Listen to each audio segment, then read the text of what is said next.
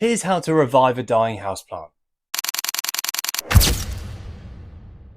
Hello guys and welcome back to the Cozy Jungle. So today we're going to be going through resurrecting a dying houseplant. And I just want to specify that we're talking about a dying houseplant, not one that's completely dead, because there is absolutely nothing we can do about that. So it's important that we break things down into a few stages.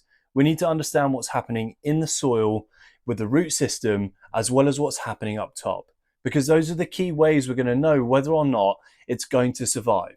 Because ultimately, if we know that the root system is doing particularly well and it's surviving underneath the actual plant base, we're in a good position to potentially bring it back to life. Equally, we need to know how far gone some of the leaves are. If they have gone to a point where they're completely crisped up and there's nothing left, then we know it's potentially game over. There's no life that can potentially come back. And that's also dependent on the type of plant that you're looking for.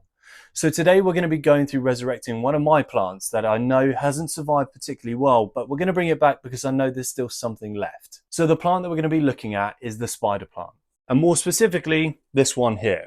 So you can see that it hasn't survived particularly well. There are some great leaves that have survived and are doing all right, but there are plenty that you can see that are just underneath that have died through.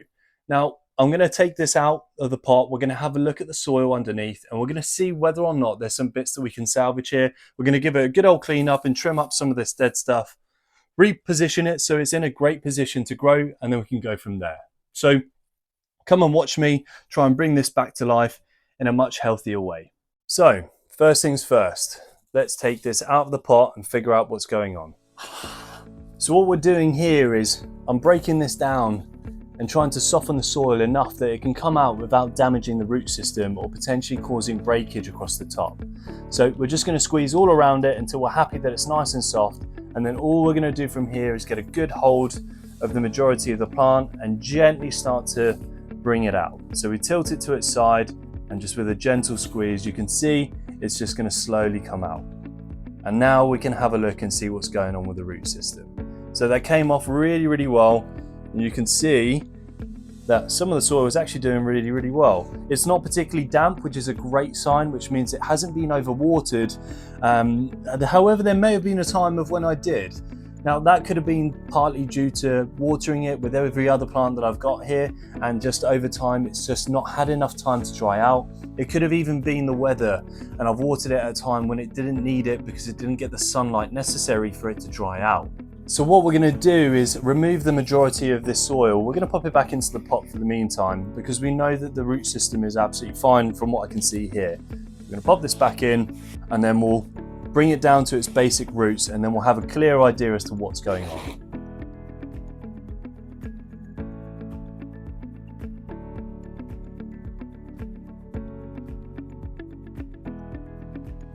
So we've managed to remove the majority of the soil, and as you can see, the root system is fantastic. You can try and get a good close up as to the position of what it's like, and it is absolutely fantastic. So here you can see that the root system is amazing. It is particularly well. There is absolutely no signs of root rot, so we've got no issues down below. So that takes some of the guessing game out of the equation, and we know that it hasn't been overwatered to a point where it creates root rot.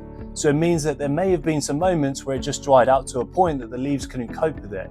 So we know that it just didn't have enough water and it started to dry out some of the leaves. So that helps us identify the reason as to why this was potentially dying.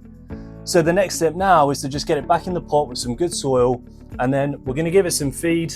So we're going to be using something to help water the plant with some clay granules, which is going to be mixed in with the soil, which is going to be perfect for this to grow the way that we want it to.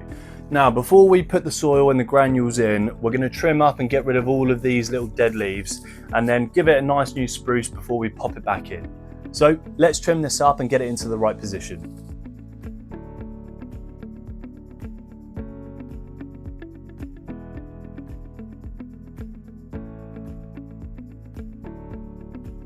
Okay, so now that it's trimmed up and we've got all of the leaves looking a lot healthier than what they were before, as you can see, I've trimmed up the majority, so now we're looking very healthy in the leaves. The root system's good, the leaves are great. I've chopped off any dead bits so we know that it's not going to have any wasted energy now on any of the leaves.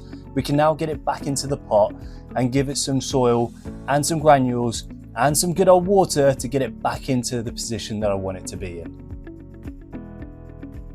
Now these granules, they're not too bad. They are literally just a collective group of clay soil that's been put together to give it some more moisture and to keep it regulated very well in terms of the water. So all we're going to do is mix this up with the soil that we've already got, and it's going to be in a great position to continue to flow in a consistent amount of water. It's got good drainage, so we know it's going to do particularly well.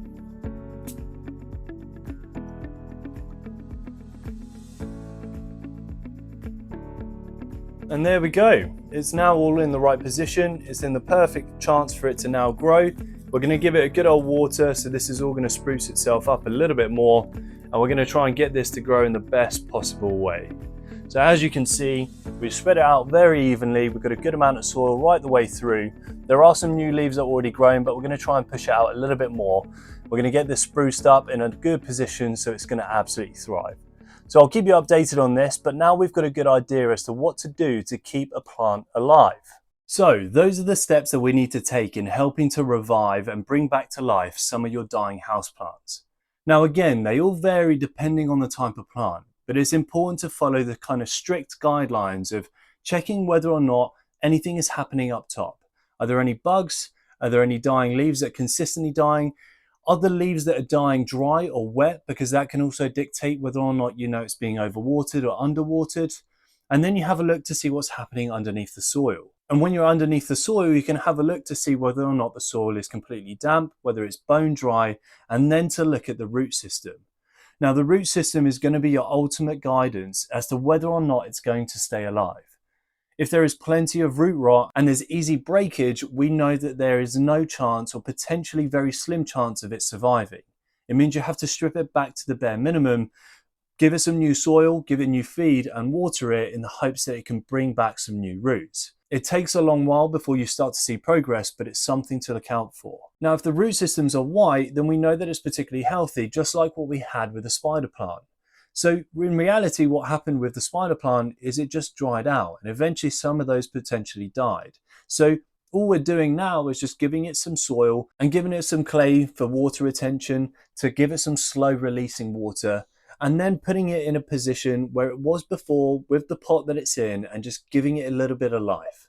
And that's all it will take for it to start to thrive again. Again, it's going to take a while, but it's also something that we know will survive well. So ultimately, things come down to the root system, the soil, what's happening up top, are there any bugs that are causing damage, and then you're pretty much good to go. You'll know whether or not that plant will survive or whether it will die. So thank you very much for watching. Please like, subscribe and share, and let's try and bring back as many dying houseplants as we can.